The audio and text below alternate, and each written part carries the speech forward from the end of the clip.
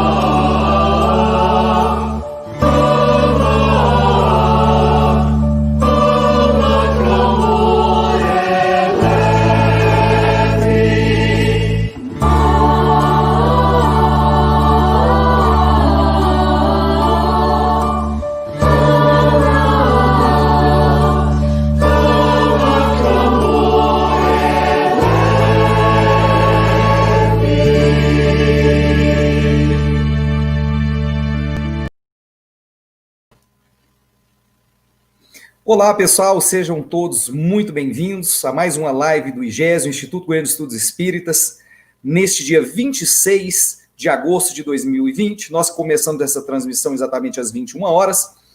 É com muito prazer que recebemos a todos vocês aqui. E hoje, para mais um bate-papo extremamente interessante, né? O tema de hoje é o Espiritismo e as questões políticas e ideológicas. E nós vamos trazer aí os nossos convidados. Vou trazer aí o Arthur Azevedo e o Jefferson Belomo. Sejam bem-vindos, meus amigos. Tudo bem? Obrigado, Adriano. Obrigado.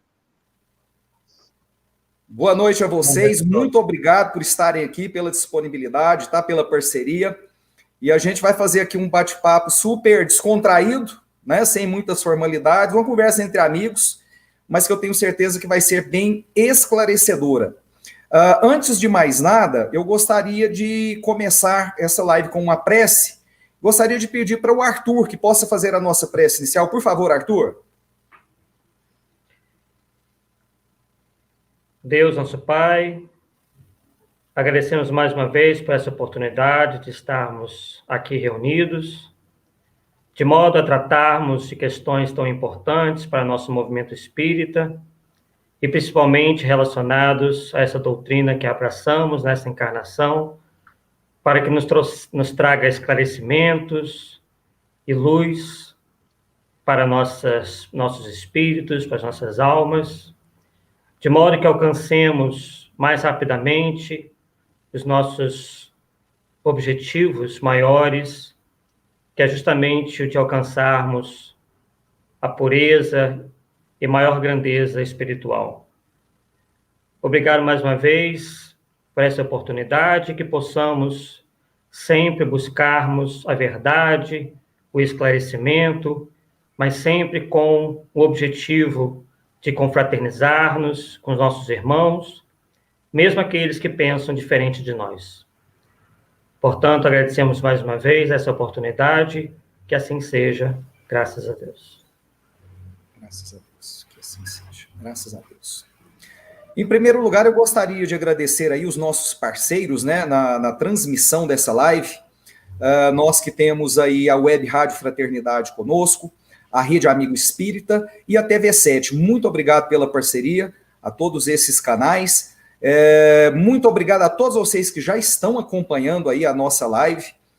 Eu não vou começar a dar boa noite, não, porque eu gosto de dar boa noite para quem nos acompanha, mas eu tenho certeza que hoje vai ser difícil, então eu vou dar uma boa noite geral. Todos vocês que já estão conosco, inclusive já se manifestaram aí através dos chats, né? Tanto pelo YouTube quanto pelo Facebook, nós agradecemos imensamente o prestígio e o carinho de todos vocês e pedimos que vocês possam estar compartilhando esse vídeo, possam estar curtindo, se inscrevendo neste canal, né? Curtindo aí os nossos perfis no Facebook e no Instagram, para que a mensagem espírita do IGESE possa ser levada, ter maior relevância e ser levada a mais lares e a mais pessoas, tá bom? Então a gente conta com esse apoio aí de todos vocês. Antes de mais nada, eu gostaria de pedir... o Jefferson está conosco? Está, não está? Sim. Está me ouvindo? Ah, tá, não, tá jóia. Eu gostaria de pedir que vocês se apresentassem. Vai começar aí pelo Arthur. Se apresente, por favor, Arthur. Bem, nós somos espíritas, né? Eu sou espírita desde os 13 anos de idade, quando comecei a frequentar a Mocidade Espírita em Nova Friburgo. Desde então, venho no movimento espírita, né? Tivemos a oportunidade de sermos aí presidente do Centro Espírita Friburguense, no estado do Rio de Janeiro, o quarto mais antigo do Brasil. Também escrevemos 2 obras, né? Espiritismo versus Ramaticismo, essa mais recente, e Ramatiz Sábio, Pseudo-Sábio, pela editora M. E também, uma vez que trataremos desse assunto na noite de hoje, tive a oportunidade de prefaciar o livro Espiritismo e Formação Política, do já desencarnado confrade nosso, Paulo Santos. Então, é um tema que nos é muito caro, né? A minha formação é em Relações Internacionais. Hoje eu me dedico a dar aulas de idiomas para justamente pessoas que querem ingressar na carreira diplomática para o Instituto Rio Branco, considerado uma das provas mais difíceis do Brasil, né? Onde estamos, né, em contato, geralmente, com vários textos, várias informações importantes sobre o mundo político, sobre a geopolítica, sobre assuntos da nossa sociedade hoje em dia, né? Um tema, matemática, que nós não nos afastamos, embora nos dediquemos hoje mais a lecionar, sou professor, né? E viemos aí hoje com essa missão, né? Essa tarefa de trazer esclarecimentos sobre essas questões, mas, obviamente, sempre à luz da doutrina espírita. Bacana. Agora a sua apresentação, Jefferson. Ô, Adriano. Bom, formalmente, boa noite, Arthur. E Jefferson, palestrante, dirigente espírita, também sou egresso de Mocidade Espírita, apesar de ter nascido no Rio Grande do Sul, moro em Brasília, né, fazendo parte daquela massa que vive em Brasília, mas é oriunda de outros estados, e adota Brasília como a cidade do coração. Que o pessoal fala tão mal de Brasília, mas esquece que as pessoas que aqui estão são cidadãos, né? Não são todos envolvidos com, às vezes, a pior política que a gente possa falar, que hoje a gente vai comentar sobre isso. E tenho um prazer muito grande de participar de qualquer divulgação da doutrina espírita. Eu acho que o espiritismo, ele é um óculos, ele é uma lente que permite você olhar para qualquer assunto e se debruçar sobre esse assunto sobre a luz da revelação espiritual. Então, qualquer assunto pode ser analisado pelo espiritismo. E que bom que a gente está analisando um assunto que está tão em voga no momento e que às vezes as paixões acabam distorcendo. Então é bom vamos voltar, né, para o trilho, vamos tentar pelo menos voltar para o trilho, para que a gente possa não perder o rumo dessa viagem nossa, que é a reencarnação. Então, o Espiritismo é um trilho seguro, que nos deixa cada vez mais perto do nosso propósito. Ótimo qualquer assunto ser debatido. Profissionalmente sou advogado também, professor de direito para o pessoal que pretende entrar na carreira pública, né, o chamado concurseiro, tadinho, né, os candidatos, e também tenho um prazer muito grande de ensinar essas pessoas. Vamos que vamos. E eu não podia esquecer, eu tenho especialização na história do cristianismo antigo, que ajuda muito a entender o Espiritismo. Bacana, bacana. Então vamos lá, vamos começar o nosso bate-papo. E eu gostaria de deixar uma pergunta a vocês. Aí eu vou começar então com o Jefferson e depois as considerações do Arthur, né? Então a primeira pergunta para vocês: o que é política e como a doutrina espírita aborda esse assunto?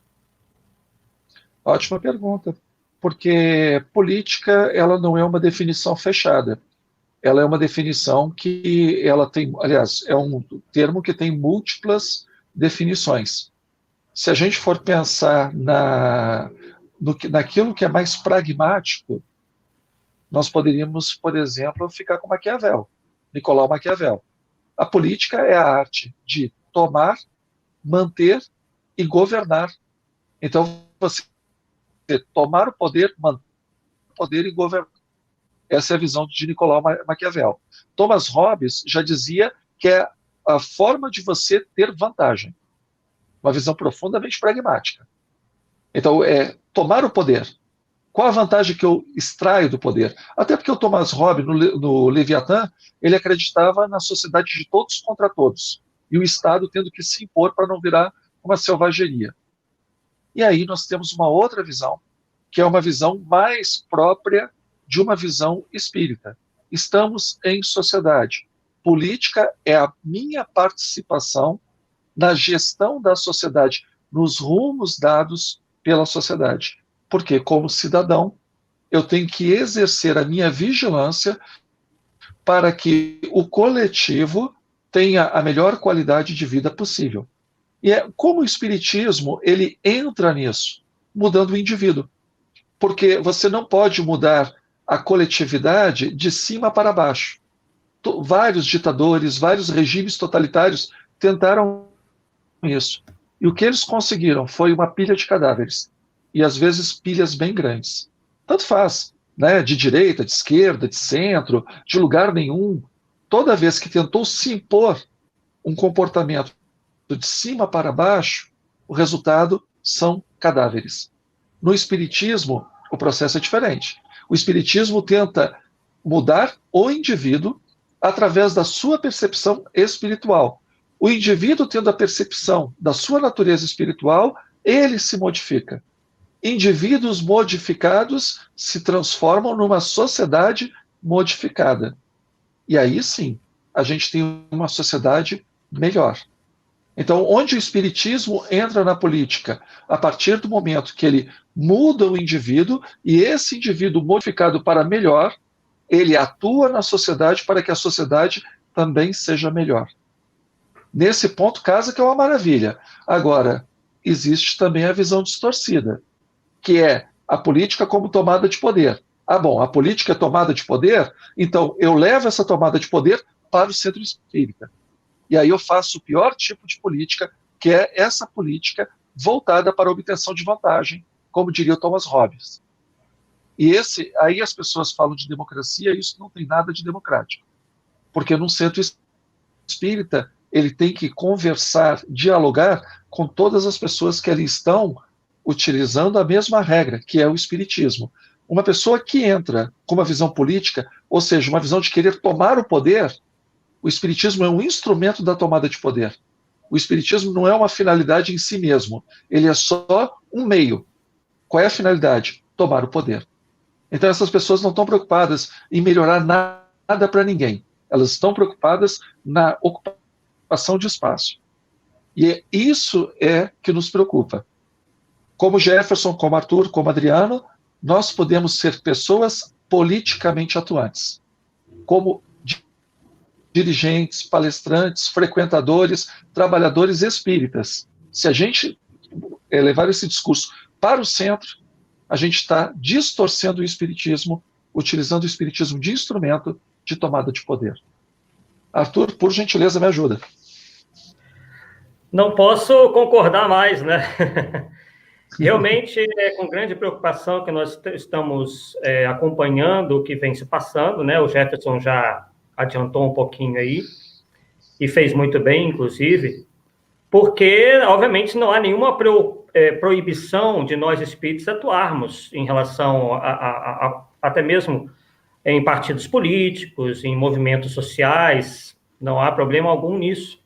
A questão é que se está misturando as coisas, né, ultimamente, onde se está querendo interpretar o espiritismo à luz de determinadas ideologias. Ideologias essas que nada têm a ver com o espiritismo, têm princípios que são completamente conflitantes, inclusive nós, ao longo desta nossa reunião hoje, desse nosso encontro, estaremos abordando alguns desses pontos, né? E vendo, procurando enxergar a sociedade não à luz da doutrina, mas sim à luz dessas ideologias. E querendo traçar aí uma ligação imaginária com o espiritismo. E às vezes se apegando a palavras como progressista, dizendo que a doutrina espírita é progressista, querendo atrelar esse progressista à acepção progressista como um sinônimo de socialista, de esquerdista, ou algo que o valha. Então, na noite de hoje, nós iremos traçar esses paralelos e com muita preocupação, e não é com alegria que nós fazemos essas considerações, porque é uma questão muito séria e há muito tempo eu não via o movimento espírita tão ameaçado como está nos dias de hoje. Pessoal, na Revista Espírita de 1862, há uma fala de Kardec no sentido de que se deve afastar das reuniões espíritas os assuntos relacionados à política. E aí, algumas pessoas do movimento espírita falam o seguinte: ele só disse isso porque naquele momento histórico estava sob uma ditadura política, né, que estava sendo vivenciada na França naquele momento. O que a gente pode dizer a respeito disso? Vou começar com o Arthur. Olha, esse é um argumento criado, é um argumento inventado.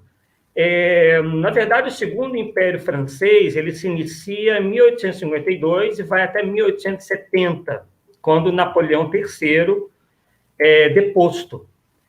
E até 1860, Napoleão III governa com mão de ferro mesmo, quando há proibição de organizações políticas, não há liberdade de imprensa. E aí o parlamento fica nas mãos desse imperador, só que em 1860 ele começa a ter um desgaste político, assim como também os seus apoiadores. Aí ele começa a ficar sem apoio, inclusive do clero, né? E que estavam muito descontentes com o seu governo. Daí Napoleão III decide fazer uma abertura política, em que ele passa a conceder liberdade de imprensa, permitir uma maior organização partidária, anistia aos opositores. Então, discutir questões políticas que pudessem ir de encontro ao imperador não era algo, já naquela época de Kardec, mais tão grave assim.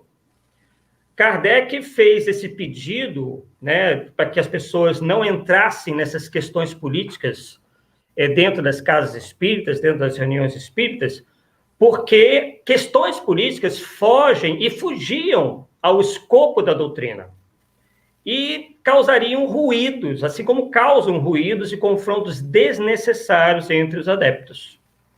Então, para que os centros, né, não se tornassem fóruns de debates políticos, tal qual muitos estão propondo hoje em dia, que é o de se debater políticas públicas, por exemplo, dentro da Casa Espíritas. Nós assistimos uma live de alguns confrades nossos, onde eles propunham que se levasse aos centros espíritas determinados debates sobre política pública, sobre questões que envolvem administração pública, e questões como essa, que poderiam estar muito bem ser debatidas em outros lugares. Mesmo porque o Espiritismo não apoia qualquer tipo de, como já foi falado, né, nenhum tipo de engenharia social, né, onde determinadas medidas são tomadas de maneira imposta e artificial como solução definitiva para os problemas humanos.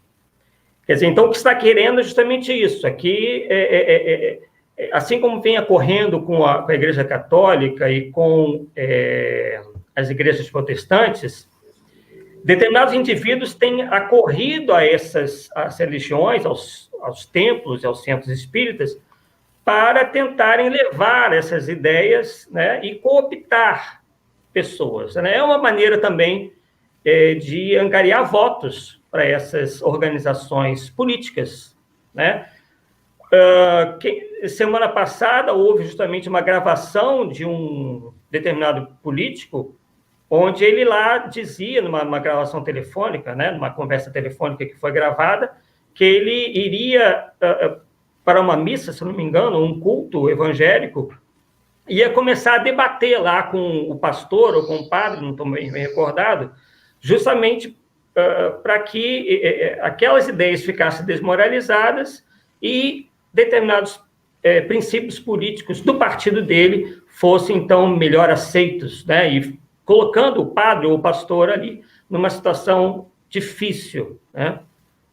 Então, essa questão, resumindo, essa questão de dizer que Kardec não podia tratar desses temas, né?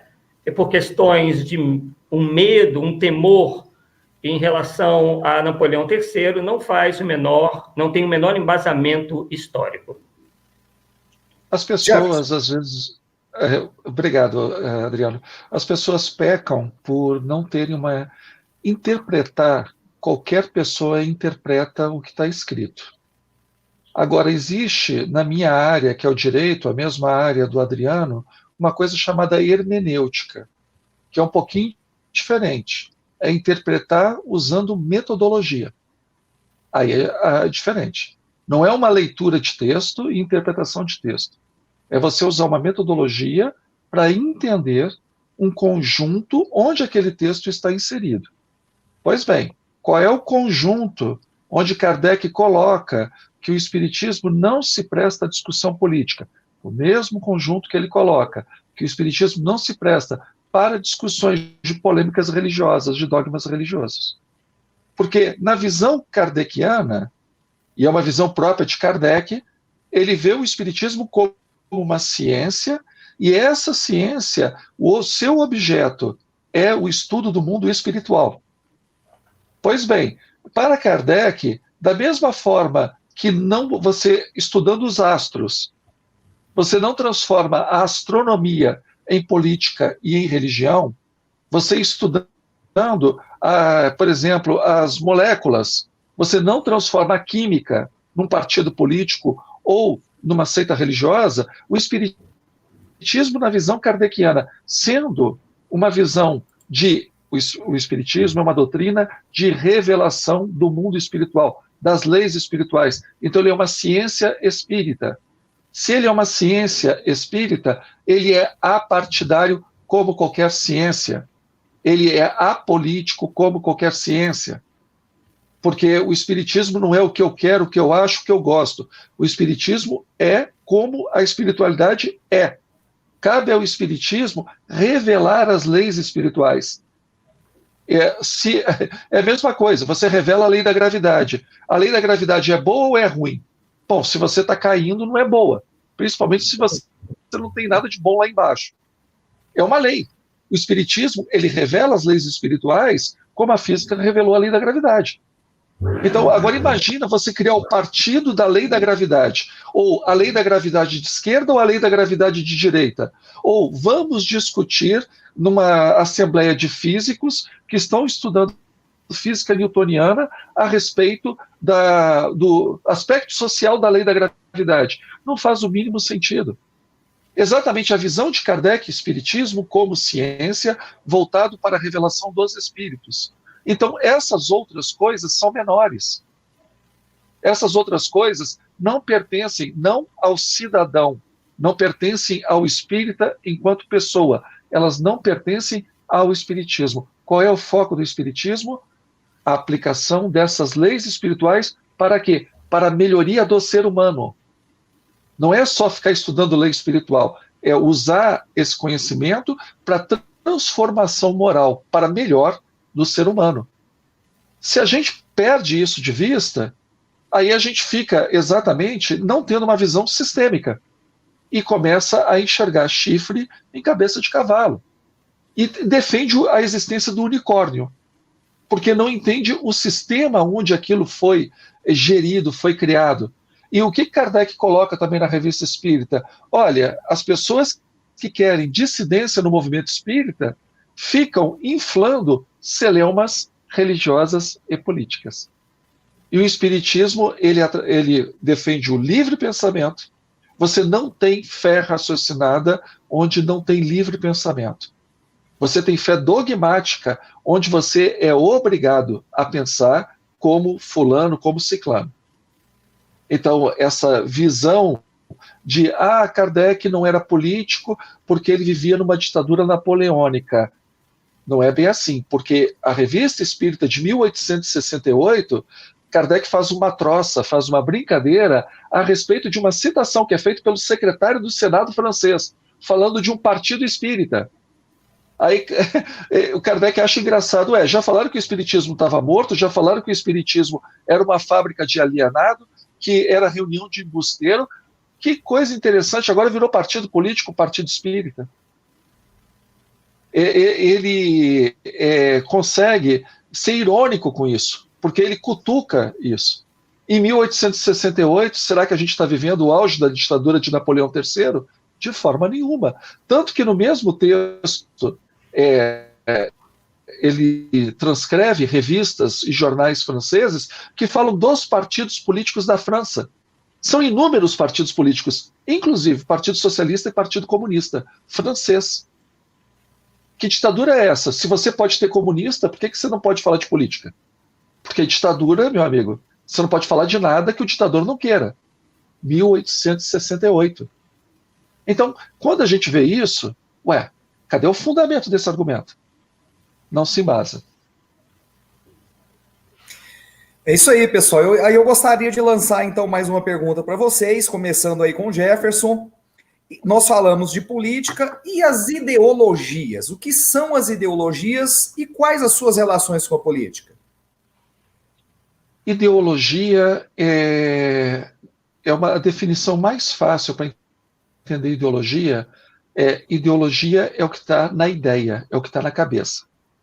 O sujeito, ele quer moldar a realidade à sua visão de mundo. Em outras palavras, ele quer que o mundo se adeque à sua forma de ver. Aquilo que ele acha certo, aquilo que ele acha correto, aquilo que ele acha que é justo, que é bom.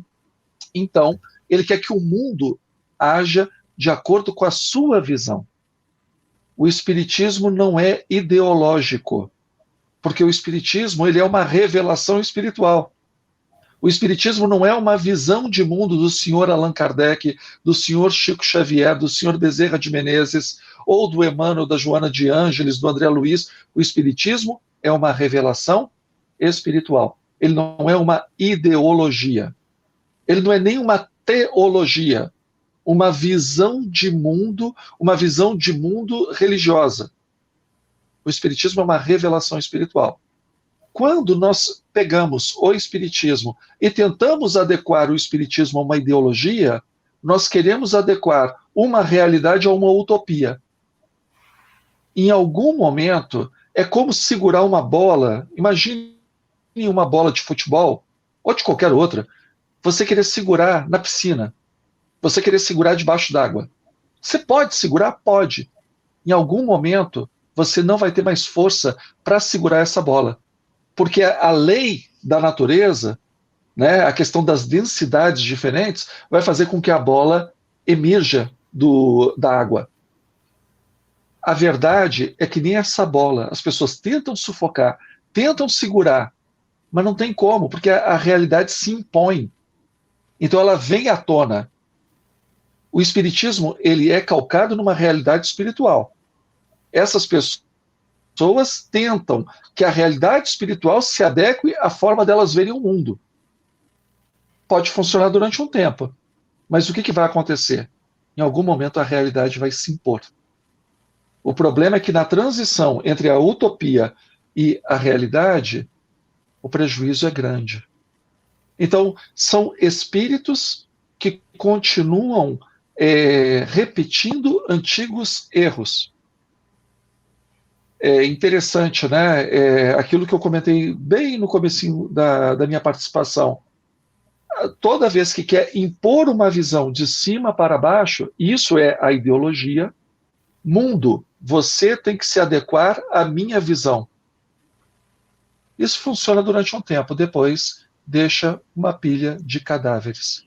E a realidade retorna. Porque a realidade, ela se impõe. Então, é uma pena, mas com muita tristeza que eu vejo as pessoas trocando a verdade espiritual pela utopia da cabeça dos outros. Pelos ideólogos. E aí pode ser ideólogo que o cara quiser.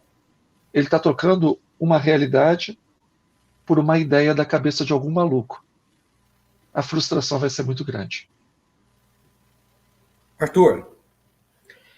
Eu gostaria de complementar isso que o Jefferson muito bem falou, e daquilo que eu tenho observado, né, dentro desses movimentos, né, que têm tentado trazer essas ideologias alienígenas para dentro do discurso espírita, é que tudo é feito em nome de um tal senso crítico. Só que, na verdade, o que a gente percebe é um criticismo negativo, onde se questiona tudo, se problematiza tudo, se duvida de tudo, se coloca defeito em tudo, se cria desconfiança para qualquer coisa que existe dentro da sociedade, principalmente se ela for tida como capitalista. Nós podemos até dizer que no Brasil o capitalismo ainda não vingou, né? Porque a participação estatal é tão grande que coloca o Brasil entre as economias mais fechadas do mundo, né? A intervenção estatal nos coloca muito próximos a economias como de Cuba e da Venezuela. E essa tendência a dizer que se está desenvolvendo o senso crítico explica muita coisa, né? Nós, na verdade, como foi dito aí, né? Além das pessoas, de maneira geral, não terem muita compreensão, às vezes, dos textos, isso se dá também porque no Brasil nós não conhecemos a nossa história, existe uma desconfiança geral, né, entre as pessoas, até para com as religiões. Isso também é uma espécie de reflexo dessa mentalidade revolucionária, né, que coloca uns contra os outros, né, colocam dúvida em tudo, né? Outro dia, por exemplo, eu vi um desses confrades, né, dizendo que Allan Kardec era machista, porque a Amélie Boudet não tinha lá muita participação, ou a participação que ela achava que a Amélie Boudet deveria ter dentro do movimento, era uma figura secundária, o que provaria que Allan Kardec era machista. Então, perceba que eles ficam levando tudo, né, questionando tudo, problematizando tudo. Outra coisa que eu comentei também, que eu vi isso, ninguém me contou, que uma determinada adepta dessas ideias e dessas ideologias dentro do movimento espírita disse que foi assistir uma palestra sobre também Amélie Boudet, e chegando ao centro espírita, ela verificou que era um homem a fazer a palestra acerca, né, sobre Amélie Boudet. E ela ficou indignada, porque aquele não era o lugar de fala daquele homem ao falar de uma mulher. Então, percebe que nós já temos os nossos problemas dentro do movimento espírita, e essas pessoas, em vez de trazerem participação ou solução, uma tentativa de solução para os problemas que nós já temos, elas estão trazendo mais problemas ainda, né? Então, e sempre com aquele mesmo discurso, que é o opressor contra o oprimido, o forte sobre o mais fraco. Então, essa consciência crítica é isso, não é algo para entender melhor as coisas, é uma espécie de rabugice, onde a pessoa é ensinada a ver mal em tudo e é confundido com inteligência, porque ela acaba achando que é muito inteligente, que é muito capacitada, porque ela tem um olhar negativo para tudo, né? E aí se estabelece uma confusão em termos jurídicos, em termos históricos, em termos até agora espirituais. Pessoal, deixa eu mandar abraços a todos os que estão participando aí através dos chats, né?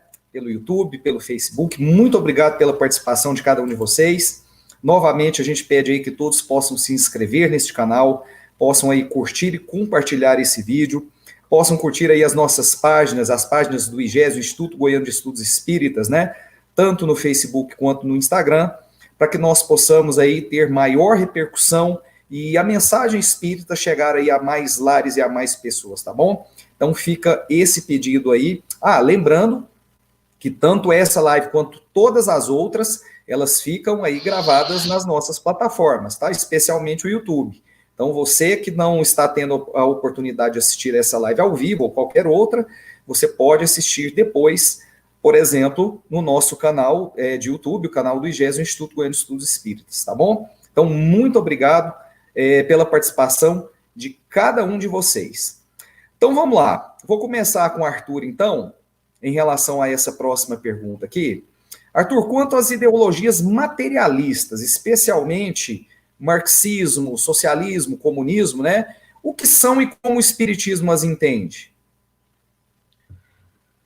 Olha, obviamente Kardec não teve oportunidade de entrar profundamente na análise, né, ele próprio, dessas ideologias. No entanto, nós verificamos, por exemplo, que Erasto chega a mencionar muitas desses pontos, principalmente do comunismo, né? Ele chega a mencionar o comunismo como sendo algo antissocial, né? Que vai levar a conflitos, vai levar a problemas, né? E, obviamente, o que nós temos que verificar não é se Kardec mencionou ou deixou de mencionar, mas sim se as ideias, né, se os princípios dessas ideologias conflitam ou não com a doutrina espírita. Porque, senão, nós estaremos aí participando ou tentando conjugar coisas que, na verdade, não tem como você mesclar, né? Não tem como você unir coisas que são efetivamente contrárias entre si, né? Então, temos essa questão aí do Erasto, né? Onde ele fala disso claramente, e nós podemos praticamente verificar o seguinte, que o Espiritismo, inclusive nós vamos buscar aqui na Revista Espírita o seguinte, onde Kardec diz que o Espiritismo é uma doutrina filosófica que toca em todas as questões humanitárias. Pelas profundas modificações que traz as ideias, faz encarar as coisas de outro ponto de vista. Daí, para o futuro, inevitáveis modificações nas relações sociais. É uma mina fecunda onde as religiões, como as ciências, como as instituições civis, colherão elementos de progresso.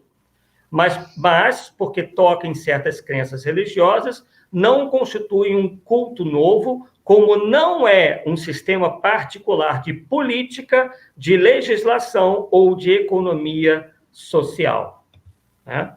Sem contar, isso nós verificamos logo no início, com Kardec afirmando ser o Espiritismo uma doutrina filosófica e é uma doutrina espiritualista, que todas essas ideologias mencionadas tem um caráter materialista, que é justamente a negação, por exemplo, da existência de Deus, ou a negação do princípio espiritual. Então, a partir daí, a gente vai ver que há algo inconciliável, porque a partir dessas ideias, elas negam a própria existência da alma e, consequentemente, negam a sobrevivência da alma, negam a reencarnação, negam praticamente os principais princípios, né, do Espiritismo. A existência de Deus, por exemplo, né? Então, perceba que na falta desses elementos é muito difícil você extrair disso muita coisa. E melhor, tentar fazer com que o Espiritismo abrace essas ideias, sendo que, no seu escopo, essas doutrinas políticas em nada se assemelham ao Espiritismo. Pode, obviamente, nós podemos encontrar uma ou outra questão que possa bater, como a questão da luta pela justiça, né, pelo reino da justiça, justiça social, como tanto falam, né? Mas perceba que, de maneira geral, as doutrinas políticas, de maneira geral, nenhuma delas prega que deva haver injustiça social, né? E, aliás, o que nós estamos vendo, o que nós verificamos na prática, é que os países que abraçaram essas ideologias políticas e econômicas, né, foram justamente os que menor progresso alcançaram, né? Temos aí o exemplo de Cuba, né? Mais recentemente a Venezuela e tantos outros países, né? Aí o pessoal fala, mas e a China? Né? Só que a China adotou um capitalismo de Estado, no entanto, o seu sistema político é totalmente fechado, é um sistema socialista. Inclusive, nós falaremos sobre a questão da China e as liberdades religiosas um pouquinho mais para frente. Jefferson. É curioso porque a mentalidade marxista e toda a mentalidade que deriva de Marx, lembrando, na época de Karl Marx, quando ele e Friedrich Engels, eles lançam o Manifesto Comunista, 1848, existia uma verdadeira colcha de retalhos a respeito dessas teorias revolucionárias, espectros os mais variados. Hoje, o que nós chamamos de comunismo, a base dele vem a partir de Karl Marx e Friedrich Engels. Mas antes de Karl Marx, e mesmo após Karl Marx, muitas pessoas se diziam comunistas ou socialistas com conceitos diferentes. Um bom exemplo é o próprio Leon Denis. Leon Denis, no seu livro Socialismo e Espiritismo, ele começa o livro dizendo: socialismo para mim é uma visão muito pessoal. E aí o pessoal acha que Leon Denis comungava da mesma visão, né, da franquia Marx e Engels. Não. Inclusive o livro ele critica bastante a visão bolchevique, que foi a parte marxista colocada na Rússia. Mas, ok, então a visão Marx-Engels é uma visão revolucionária. O que é uma visão revolucionária? Não é uma visão evolucionária. Você não pega uma base e, a partir dessa base, você discute pontos positivos, pontos negativos e evolui a partir dali. A revolução, ela é terra arrasada. O que foi a Revolução Francesa, na qual tanto Karl Marx quanto o Lenin se basearam? Terra arrasada.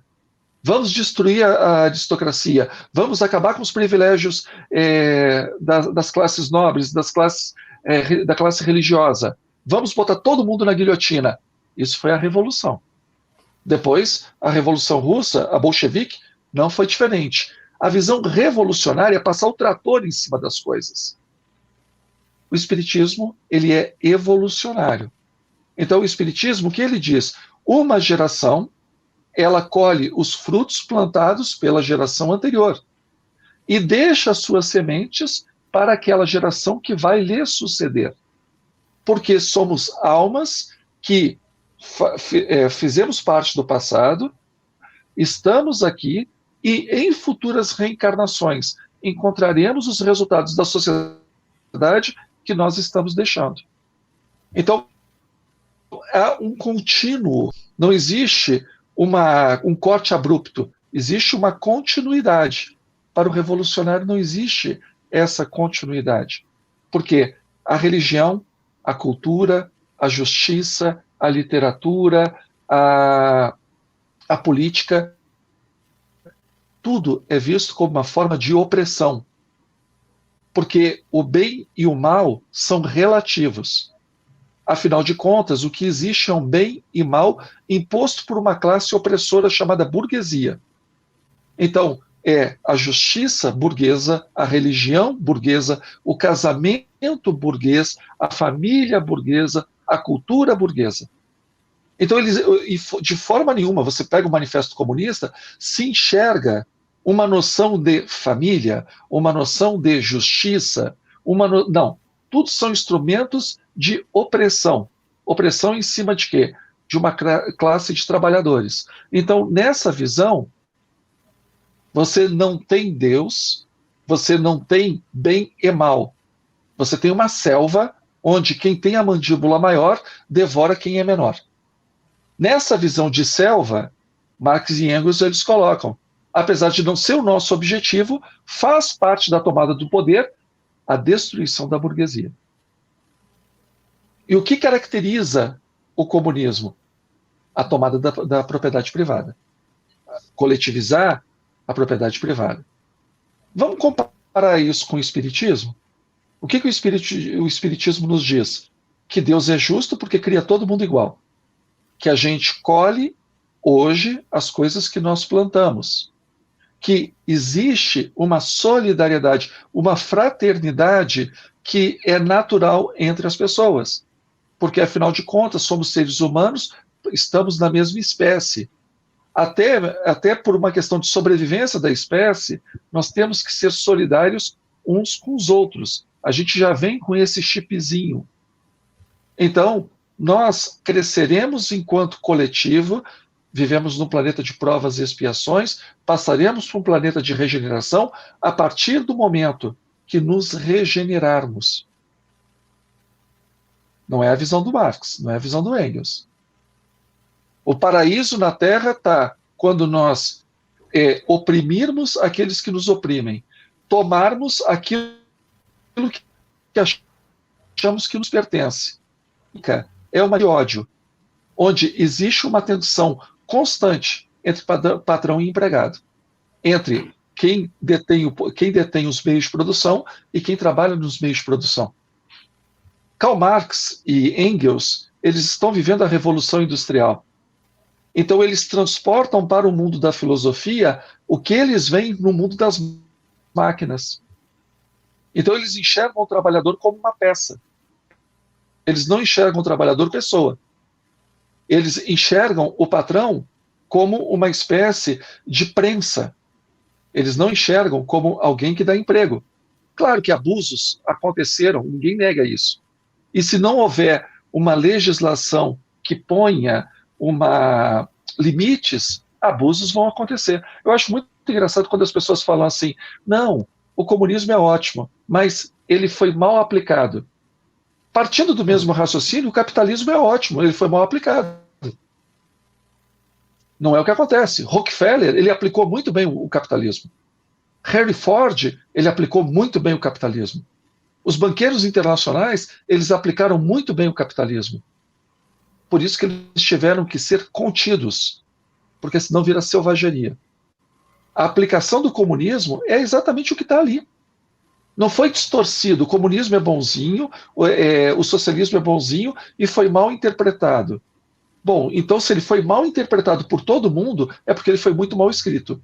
Ou porque ele não se sustenta na sua base, que se chama realidade. Ele é uma ideologia. Quando coloca o espiritismo, ele está no mundo para combater o materialismo, e a palavra que se utiliza é combater. Se nós pegarmos e defendermos doutrinas materialistas, nós estamos indo na contramão do espiritismo. Aí utiliza-se o salvo-conduto, que é maravilhoso, mas é para um mundo melhor. Então a gente mata as pessoas para um mundo melhor, a gente oprime as pessoas para um mundo melhor, a gente censura as pessoas para um mundo melhor, a gente expulsa as pessoas para um mundo melhor. O que a gente vai fazer mais para um mundo melhor? Quais são as medidas que a gente vai adotar para que o mundo seja melhor? Quem mais vai morrer para que o mundo seja melhor? Então, não tem um discurso de livre pensamento, um discurso de fraternidade, um discurso de essência espiritual, que ele é adequado, que fala de luta de classes, de ódio de um pelo outro, que o mundo é uma selva onde um está querendo destruir o seu oponente. Como é que a gente casa isso? Então, assim, como disse Paulo em uma das suas cartas, eu vou fazer aqui uma adaptação. Não é possível, Paulo falava em relação ao cristianismo, não é possível que você, começando pela liberdade de Cristo, você acabe preso pela Torá. Nécio, insensato, carta aos Gálatas. Não é possível que a gente comece pela liberdade espiritual e termine pela marra do materialismo.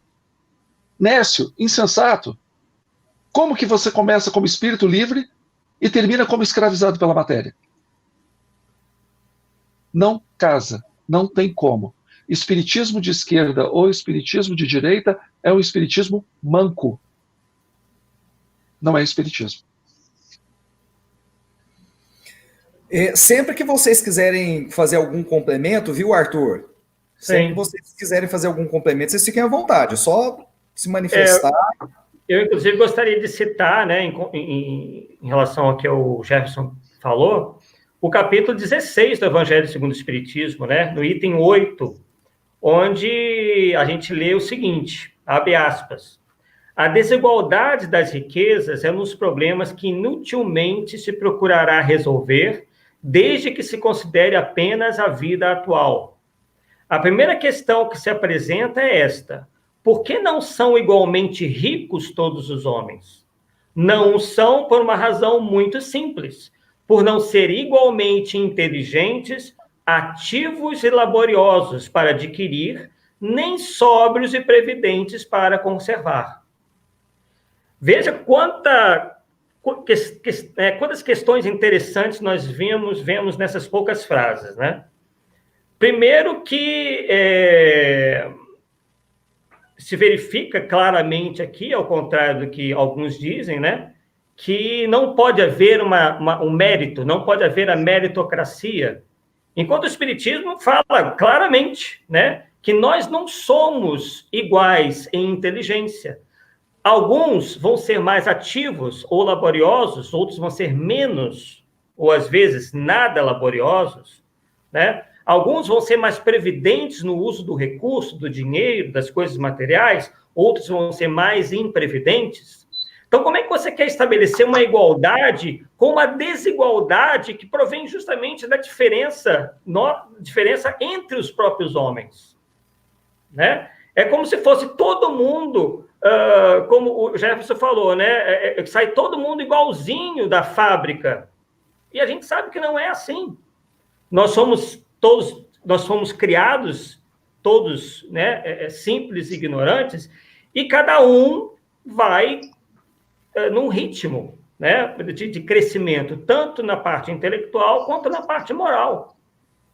Né? Então, quando a gente vê determinadas reuniões de confrades nossos que tentam fazer essa conciliação entre o socialismo e o espiritismo, a gente vê que há uma tendência a focar tão somente na tal da justiça social, sem considerar tudo isso que está ali no Evangelho. E, aliás, vou terminar de ler para que fique completo aqui a nossa menção.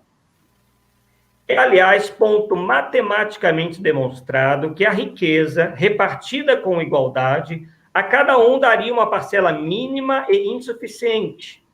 E, supondo efetuada essa repartição, o equilíbrio em pouco tempo estaria desfeito pela diversidade dos caracteres e das aptidões, que, supondo-a possível e durável, tendo cada um somente com o que viver, o resultado seria o aniquilamento de todos os grandes trabalhos que concorrem para o progresso e para o bem-estar da humanidade.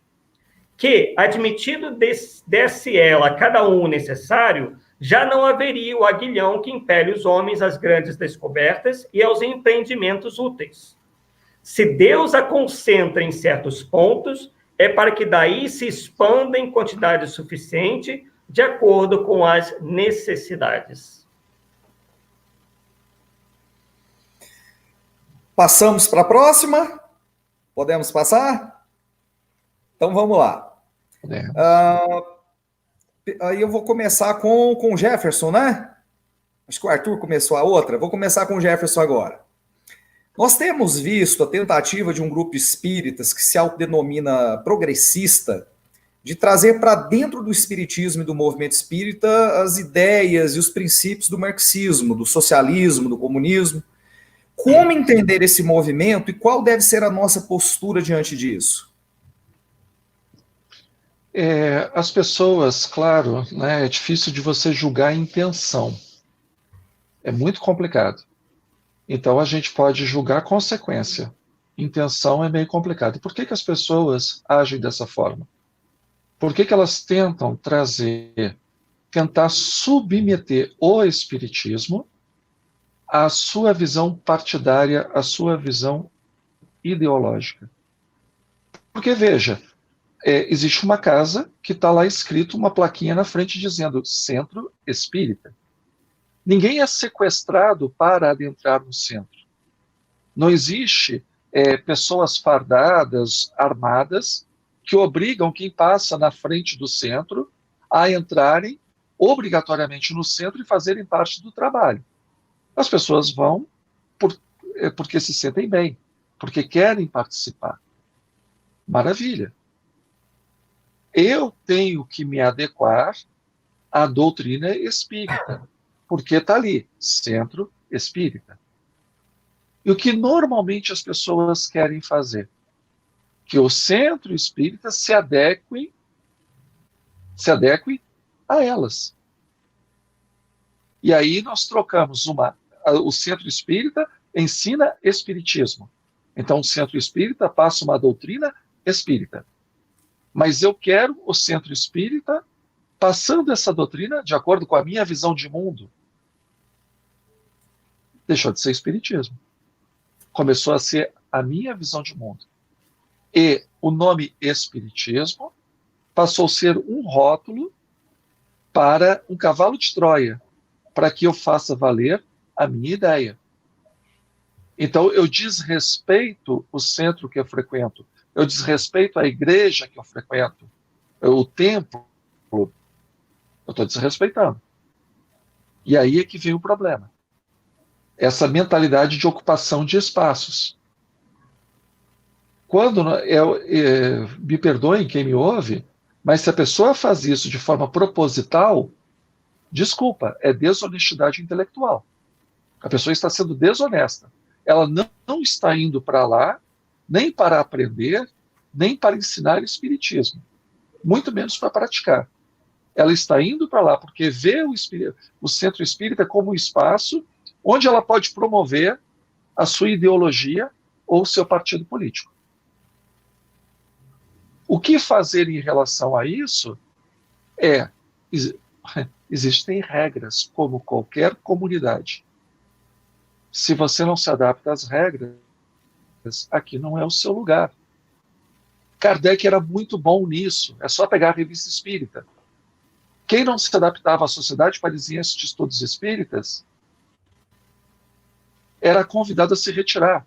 Aqueles que iam como convidados por sócios, se comportassem mal, o sócio tinha que responder perante aos demais associados o convidado que ele levou que não soube se comportar. Só que o nome de um chamado acolhimento, que se acolhe todo tipo de indisciplina, se acolhe todo tipo de falta de comportamento. Né? Não tem regra. Porque, afinal de contas, coitadinho, coitadinha, e aí o centro que tem que se adaptar ao desequilíbrio da pessoa. Qual a postura? Centro Espírita deve falar de espiritismo. Nada de errado de você querer discutir política. Nada de errado de você fazer parte desse ou daquele movimento. Nada de errado de você defender uma bandeira. Beleza. Mas faz isso fora do centro. O espiritismo, ele já tem uma bandeira que lhe é própria. É estelionato religioso. Você entrar no centro espírita para ser catequizado de acordo com o pensamento de um partido político ou de acordo com o pensamento de um sindicato. É estelionato religioso. Se isso é feito de forma proposital, é desonestidade. E aí, o que a gente faz com uma pessoa desonesta? Acolhe? Deixa que uma pessoa desvirtue 40? Eu acho que as pessoas conhecem pouco o cristianismo, conhecem pouco sobre Jesus. Jesus não gostava muito de hipocrisia e desonestidade, principalmente de quem tinha que pregar, tinha a legitimidade para pregar em nome de Deus, que eram os sacerdotes e os doutores da lei. Jesus enquadrava que era uma maravilha. Exatamente por quê? Porque Jesus colocava a vontade do Pai acima do seu entendimento. Essas pessoas botavam o seu entendimento acima da vontade do Pai. Jesus não foi crucificado porque era bonzinho, porque fazia milagre. Jesus foi crucificado porque ele enquadrava as pessoas que deturpavam a fé judaica. Ele defendia aqueles que mereciam ser defendidos conforme está na Torá. As viúvas, os órfãos, os estrangeiros, os pobres. Por isso que ele foi crucificado. Ele não foi crucificado porque ele era legal. Ele foi crucificado porque as pessoas se sentiram incomodadas com o seu discurso. Ah, nós somos espíritas, é o cristianismo redivivo. Vem cá, e você acha que você não vai se incomodar? Você acha que você defender a luz no meio das trevas não vai te trazer problema? O espiritismo fofinho, né, que agrada todo mundo, abraça todo mundo e não ajuda ninguém. Então nós temos que ter essa postura e essa dignidade. Tenho amigos de esquerda, tenho amigos de direita e tenho amigos apolíticos. Por que são meus amigos? Porque no centro espírita eles são espíritas. Eles não são militantes. Lugar de militância é da porta para fora. Quiser fazer militância dentro do centro espírita, o lugar dessa pessoa não é ali. Justiça social é uma boa forma de cometer injustiça. Porque quando você adjetiva a justiça, ela já deixou de ser justiça. Né?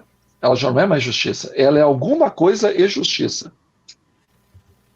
Em nome de uma tal justiça social, eu posso cometer qualquer injustiça. Porque é social. Então, quando a gente olha para isso, qual é o nosso comportamento? O Espiritismo é uma revelação espiritual. Nos mostra que somos seres essencialmente espirituais.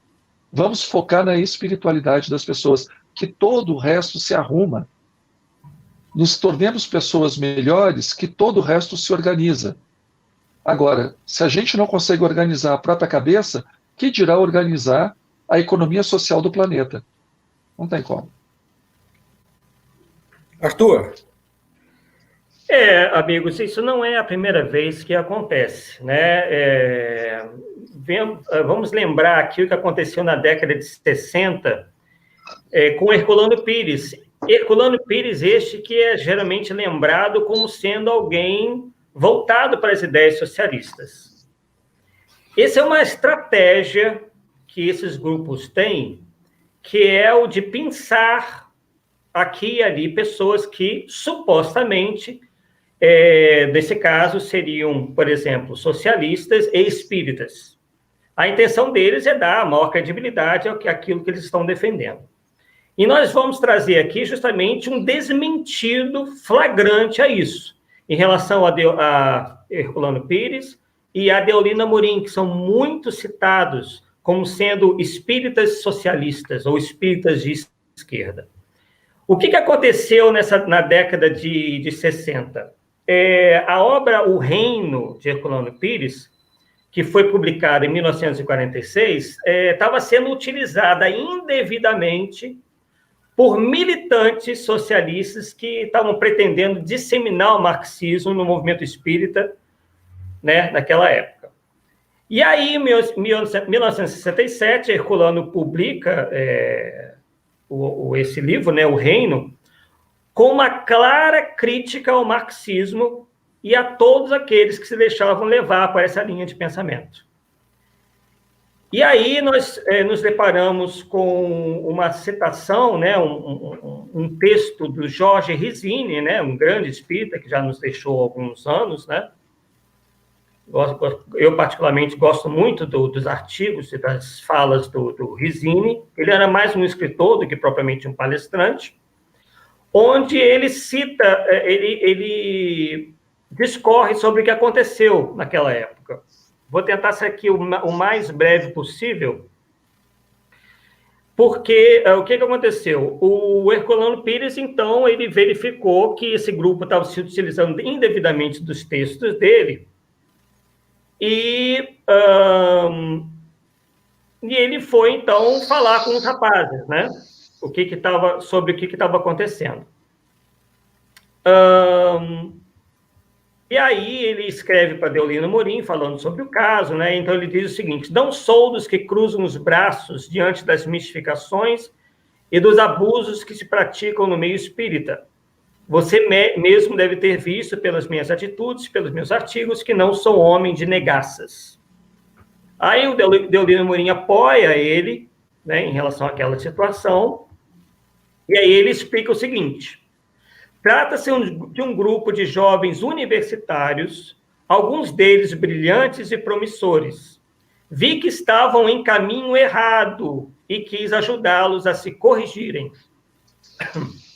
Não é esse o nosso dever? Poupei-os o mais que me foi possível. Concitei-os a estudar melhor a doutrina, a se furtarem as influenciações de certos elementos adultos que os orientam. Durante uns 2 anos ou mais, me pediram colaboração para a Fagulha, que era um jornal, e eu sempre os neguei. Eles passaram a reproduzir trechos dos meus escritos, já publicados em livros, jornais e revistas, extraindo o que lhes convinha e sonegando outros. Conversei com eles várias vezes, de maneira franca, até mesmo em assembleias espíritas. Tive debates ardorosos com eles, mas nada adiantou. Acabaram fazendo essa ursada do espiritismo dialético. Então, só me restava o que fiz: desmascará-los através de um artigo incisivo e objetivo. É pena, mas não havia outro recurso. E aí o Deolino Amorim comenta, né, sobre isso. Faz alguns comentários e tal, e diz: eu bem que gostaria que fosse divulgado em separata, ou fosse reproduzido em diversos jornais, falando que aquilo, né, apoiando Herculano Pires. E aí Herculano Pires, então, define a sua posição, dizendo o seguinte: minha posição é uma só. O espiritismo é a doutrina dialética por natureza, mas na linha cristã evangélica e na linha hegeliana espiritualista. Não na linha marxista, que critiquei e critico, por considerá-la até mesmo antidialética. E aí ele continua dizendo: minha opinião é de que o espiritismo representa a síntese de todo o conhecimento existente. Dessa maneira, o que há de bom no marxismo, o que provém do próprio cristianismo, também está no espiritismo, mas de maneira mais ampla, numa visão interexistencial do homem e do mundo, que falta inteiramente na visão materialista marxista. Então, vemos claramente que Herculano Pires não apoiava, né, os ensinos de Karl Marx, como muitos estão dizendo por aí nas redes sociais, em lives, né? Então, isso inclusive, foi dito pela própria filha do Herculano Pires, né, numa entrevista no canal Espiritismo com Kardec, do nosso amigo Eric, né? Ela fala isso bem claramente. E aí o Herculano Pires ainda fala mais uma coisa: não será com os moldes do figurino marxista que conseguiremos dar ao espiritismo a eficiência necessária na transformação do mundo. Essa transformação, por sua vez, não poderá ser feita, segundo penso, nos moldes de nenhuma das doutrinas sociais atualmente consideradas na Terra como decisivas. A prova aí está, no próprio choque apocalíptico que nos ameaça. Só a doutrina espírita aprofunda as causas espirituais das injustiças e monstruosidades da nossa estrutura social, e que, por sinal, estão presentes não apenas no mundo capitalista, mas também no chamado mundo socialista. E aí ele finaliza dizendo o seguinte: não precisamos de nenhuma complementação marxista para o espiritismo. Pelo contrário, O Espiritismo é que tem muito a dar a todas as filosofias contemporâneas e a todas as ciências, complementando-as com a sua visão integral do homem da vida. Então, vemos aí claramente, né? Isso teve lá o apoio de Deolina Amorim na época, né? E depois, mais adiante, nós vamos falar um pouquinho sobre o movimento espírita em Cuba, já que o estabelecimento do socialismo é algo que vai beneficiar tanto o espiritismo, vamos ver se nesses países realmente nós teríamos a liberdade de estar falando sobre assuntos religiosos ou filosóficos, como a doutrina espírita nos faz. O primeiro a ter uma sacada muito interessante a respeito de moral relativa foi exatamente Nicolau Maquiavel. Nicolau Maquiavel, ele tirou Deus da equação. Então, o que é bom? O que ajuda na tomada de poder. O que é ruim? O que te dificulta ou te tira do poder. Isso foi repetido por todos os ideólogos materialistas. Bom é aquilo que te ajuda a conseguir o teu objetivo. Ruim é aquilo que dificulta a você conseguir os teus objetivos. Então, por exemplo, adultério é bom ou é ruim? Depende. Se você cometer o adultério e isso não te trouxer prejuízo, não tem problema nenhum, adultério é bom. Isso, lembrando, de acordo com a visão materialista. E por que o adultério é bom?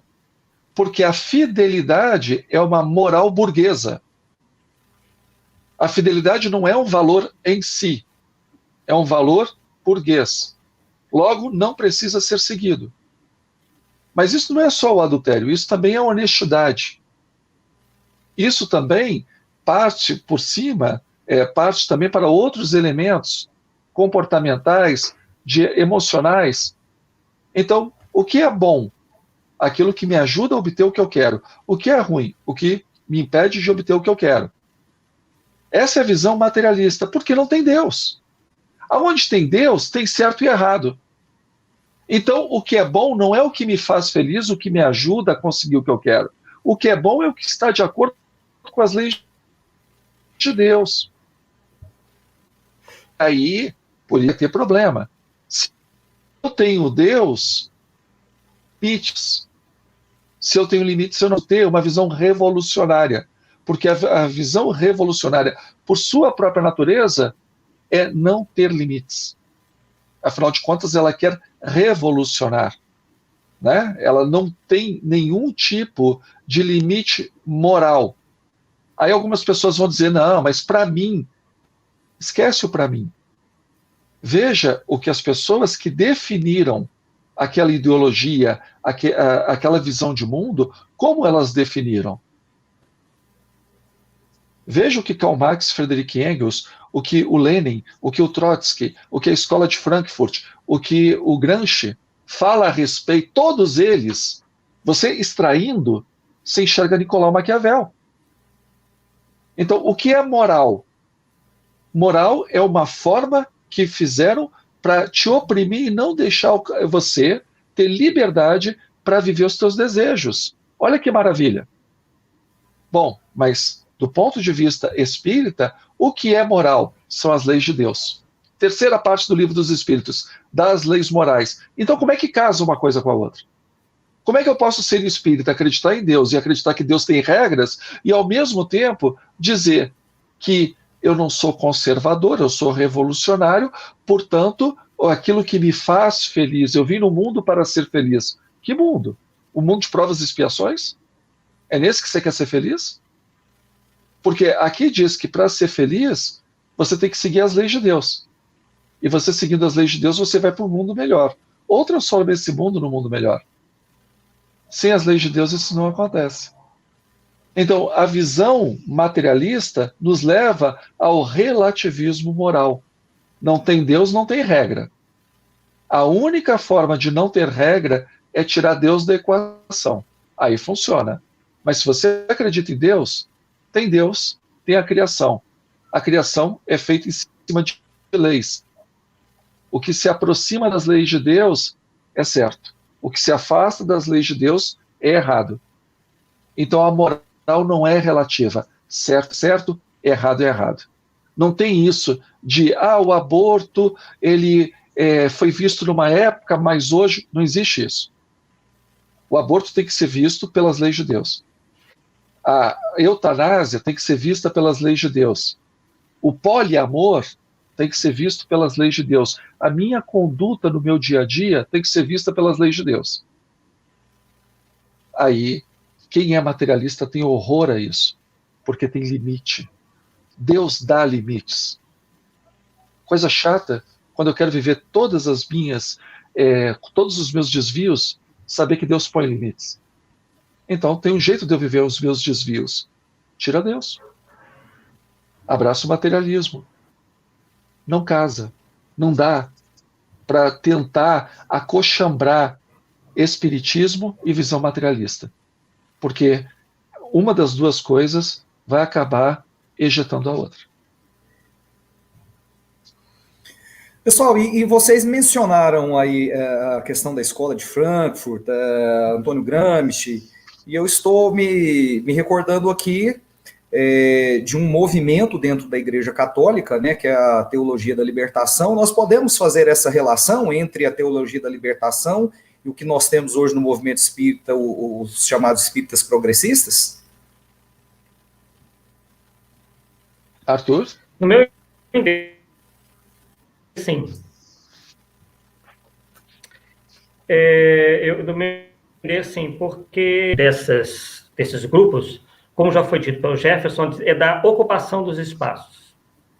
E Antônio, inclusive, citado aí por você, disse que o maior inimigo, segundo ele, não é o liberalismo econômico, por exemplo. Segundo ele, o maior inimigo é a Igreja Católica.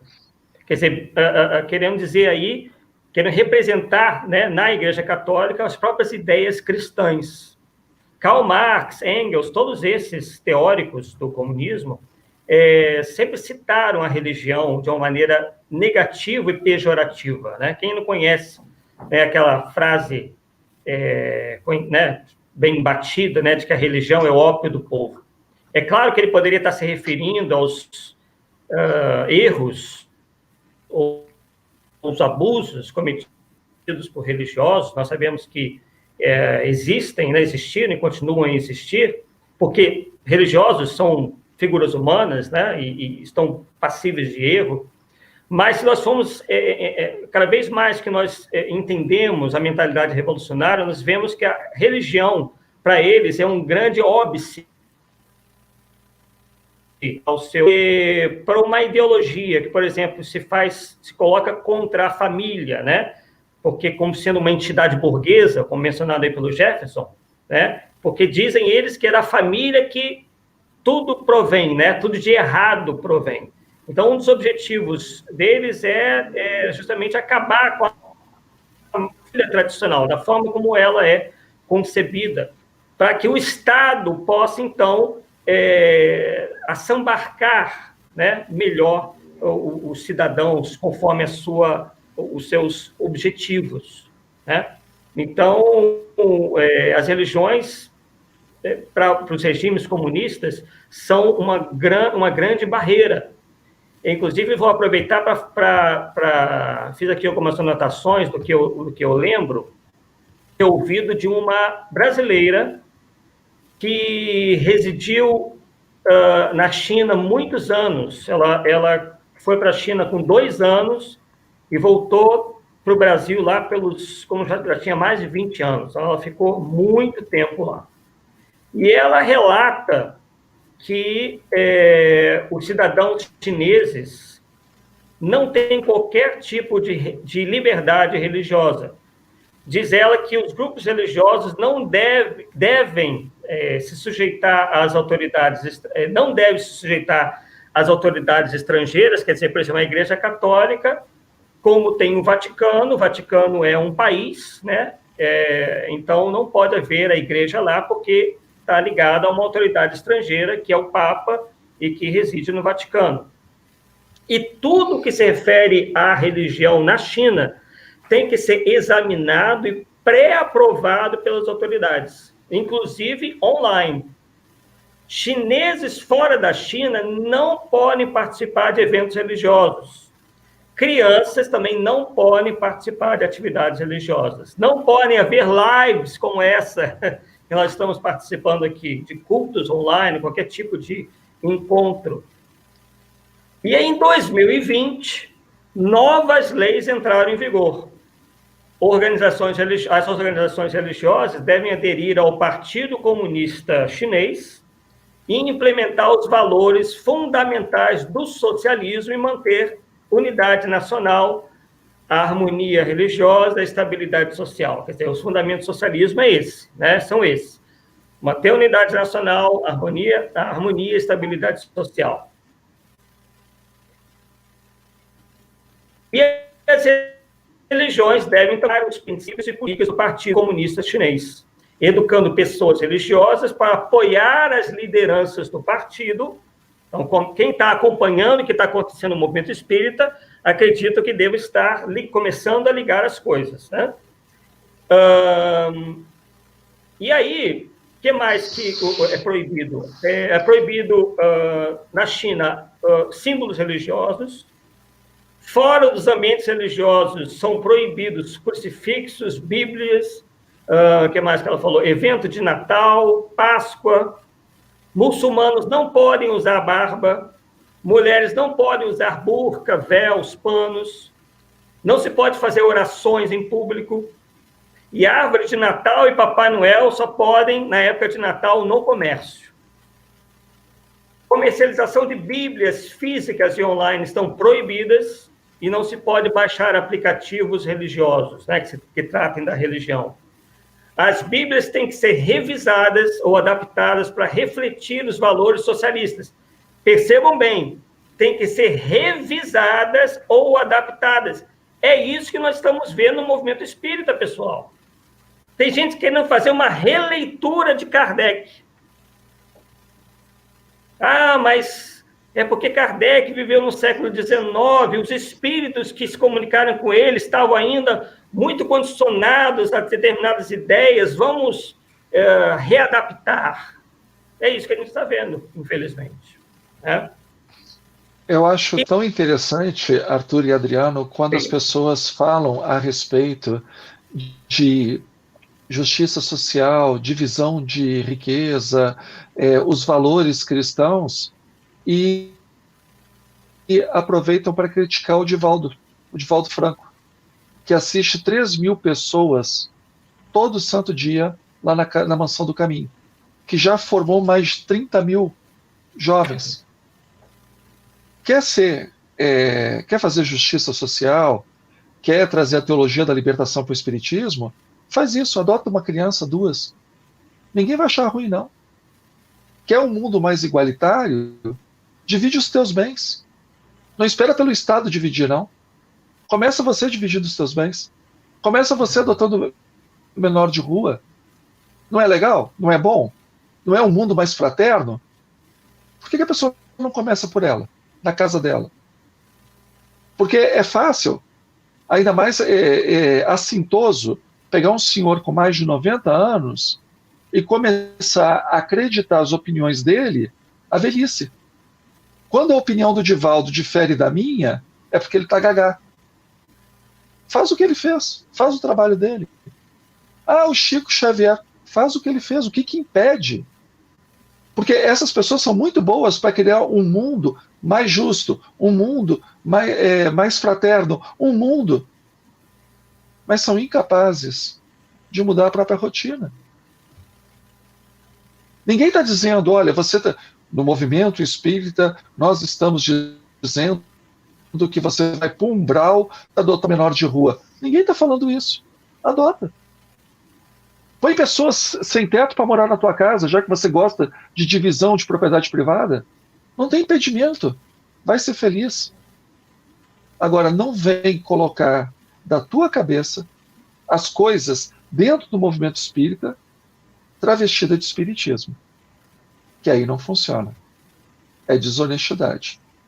Quer um mundo melhor? Fica à vontade, o mundo está aí. Não tem, olha, a gente nasceu no melhor mundo possível para a gente fazer caridade, porque o mundo é todo torto. Não tem nada melhor do que esse planeta Terra para a gente exercer a caridade.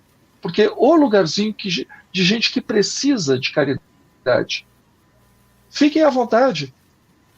Porque é fácil criticar o Divaldo, é fácil criticar o Chico, é fácil criticar. Faz.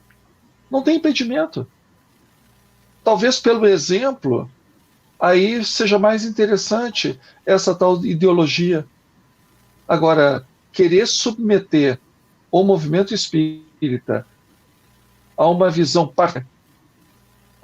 política, em nome de um mundo melhor, faz o seguinte, dá a tua contribuição para o mundo melhor, depois a gente fala da tua visão partidária. Funciona. Pessoal, então nós, até pelo adiantar da hora aí, nós já vamos partir para as considerações finais, e aí eu passo então para o Arthur. Enfim, Arthur, você fique à vontade para fazer complementos e deixar o seu boa noite, tá? Fique à vontade. Sim, nós vamos apenas comentar o que disse a senhora Ofélia Leão Bravo, que é uma espírita cubana, que teve que se radicar, né, nos Estados Unidos, fugir da ilha presídio, Cuba, tão incensada aí pelos nossos irmãos que acham que o socialismo é a solução para todos os problemas humanos, né? Ela diz o seguinte, ela enviou uma carta, inclusive, a Herculano Pires, dizendo o seguinte: em Cuba, fomos durante muitos anos ativos militantes do espiritismo, até 2 anos depois da chegada do castrocomunismo, que lenta, porém ininterruptamente, foram desaparecendo instituições e publicações espíritas. Até o busto em bronze, erigido em memória a Allan Kardec pela comissão organizadora dos atos pró-centenário do Livro dos Espíritos, e que se encontra localizado num parque compreendido entre as ruas Almendares, Lugareño e Luaces, na cidade de Havana, busto que foi develado, né, que foi mostrado no dia de domingo, 21 de abril de 1957, foi retirado pelas autoridades militares que governam a ilha entre os meses de março e abril de 1971. Seria atrevido da nossa parte dizer do que pensamos quando você disse, ela se referindo a Herculano Pires, mas entendo e reafirmo, depois de longos anos de observação de estudos, que não precisamos de nenhuma complementação marxista ao espiritismo. Pelo contrário, diz ela, o espiritismo é que tem muito a nos dar a todos, inclusive as filosofias contemporâneas e a todas as ciências, complementando-as com sua visão integral do homem e da vida. Então, queridos amigos que nos acompanharam nessa live, é claro, o assunto é muito complexo, nos faltaria tempo, nós ficaríamos aqui semanas dando muitos exemplos, conversando e aprofundando cada um desses temas. Eu convido a todos para que se aprofundem nisso, caso queiram, obviamente as dúvidas vão continuar, não foi a nossa pretensão, nem nossa intenção esclarecer todas as dúvidas, né? As ideias foram colocadas, às vezes, de uma maneira mais geral, outras vezes mais específica, mas eu convido a todos, principalmente aos dirigentes espíritas, para que fiquem bastante atentos, porque, tal como nós falamos anteriormente, nós achamos que há uma investida contra as instituições espíritas, à medida em que, conscientemente ou não, nós não estamos dizendo que todos estejam intencionalmente fazendo isso, né? O Jefferson mesmo esclareceu que é difícil nós sabermos efetivamente quais são as intenções, porque nós não lemos pensamentos, né? Mas nós vemos com muita preocupação o que anda ocorrendo. desde determinados eventos, né, como espíritos pseudo-sábios, com seus livros com teorias estranhas, e outras cismas dentro do movimento espírita, eu particularmente não vejo hoje nada de mais grave senão isso. São grupos ainda diminutos, porém muito barulhentos, né, que tentam provocar aí uma série de questões, né, problematizando tudo. Nós demos aqui vários exemplos, né, são apenas alguns exemplos dos muitos que nós já vimos. Mas a solução é o esclarecimento geral, que quem esteja com dúvida, que estude, principalmente a doutrina espírita, e estude também aquilo que acha que está defendendo, que às vezes as pessoas não têm noção daquilo que elas estão abraçando, nem do que estão defendendo. Eu posso dizer que a grande maioria dessas pessoas não leram livros como O Capital até o fim, né? Não sabem efetivamente o que esses ideólogos ensinam e também não entendem que o socialismo é um camaleão, é mutante, ele vai se adaptando às circunstâncias e às culturas. Então quando, por exemplo, na China, por exemplo, os homossexuais, como em Cuba também, são completamente repreendidos, né? Não tem liberdade nenhuma. Aqui no Brasil, o mesmo movimento ideológico chega até a estimular determinados comportamentos na esfera sexual. Não só, né, a questão da homossexualidade, mas alguns outros comportamentos, né? Então, eles vão se adaptando, mas o objetivo é sempre o mesmo, né? Combater não só o sistema econômico, mas fazer toda uma engenharia social, né, que vá efetivamente favorecer, né, a essas ideias e essas convicções que eles possuem. E aproveito, então, para desejar a todos uma boa noite, agradecemos aí pelo espaço. Como dissemos, é um assunto muito amplo e complexo, e o agradecimento aí ao Adriano, principalmente, né, que nos fez esse convite, e esperamos aí ser convidados, estaremos aí presentes em outras oportunidades para debatermos este ou qualquer outro assunto que nossos amigos aí nos convidem para conversar. Sempre bom estar contigo, Arthur. Prazer te receber, viu? E antes de passar a palavra para o Jefferson, eu gostaria, assim, de deixar bem claro, né? Porque nós tratamos nessa última parte aqui da questão das ideologias materialistas. Então, o fato de nós estarmos esclarecendo aqui algumas situações em relação ao marxismo, ao comunismo, ao socialismo, não nos torna espíritas de direita, né? Então, assim, uma coisa é uma coisa, outra coisa é outra coisa, né? Então, nós estamos aqui tentando mostrar as contradições, né, das ideologias materialistas em relação ao espiritismo e como esse movimento tem avançado dentro do próprio movimento espírita e dentro das casas espíritas. É simples assim, tá? Não é isso, Jefferson? Muito bem lembrado, muito bem lembrado. Das minhas considerações finais, eu acho que para tentar entender a nossa postura, né? A nossa que eu falo, a minha, do Arthur, do Adriano e de outras que comungam da mesma visão. Nós temos uma doutrina, a doutrina é o Espiritismo. Nessa doutrina, pessoas negras, pessoas brancas, pessoas asiáticas, pessoas do sexo masculino, do sexo feminino, pessoas jovens, adultos, idosos, héteros, bi, homossexuais, pessoas de direita, pessoas de esquerda, todas são pessoas irmãs. Todas são fraternas. Nós só temos um rótulo no centro espírita. Nós somos espíritas. E nós nos tratamos por irmãos e irmãs. O que não quer dizer que, independente da cor da pele, da idade, da orientação sexual, da orientação política, eu vá ver um comportamento errado em nome do Espiritismo, e concordar, de forma nenhuma. Tem que ser chamada a atenção. Mas o Espiritismo ele não é para dividir pessoas, o Espiritismo é para unir pessoas.